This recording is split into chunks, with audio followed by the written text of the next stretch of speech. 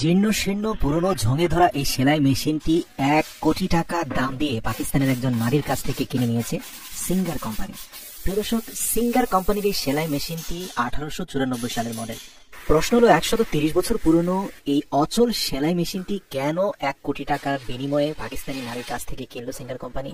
আপনি জেনে অবাক হবেন, তারা কিন্তু এই 1 কোটি টাকার বিনিময়ে অন্তত কয়েক হাজার কোটি টাকা বানিয়েছে। কারণ এই মেশিনটি 130 বছর পরেও যে চলতে পারে সেটা তারা প্রমাণ করেছে। প্রিয় দর্শক, আজকে আপনাদেরকে সেই ভিডিওটি দেখাবো যেখানে সিঙ্গার কোম্পানির বেশ কয়েকজন দক্ষ ইঞ্জিনিয়ার এমন কিছু সূক্ষ্ম টেকনিক অ্যাপ্লাই করে এই মেশিনটিকে রেস্টোরেশন করেছেন যে এটা একেবারে নতুনের মতো করে আবার চলতে শুরু করেছে। ভিডিওর শেষে আপনার মনেই হবে না যে এই মেশিনটা 130 বছর পুরনো। চলুন ভিডিওটি দেখা যাক।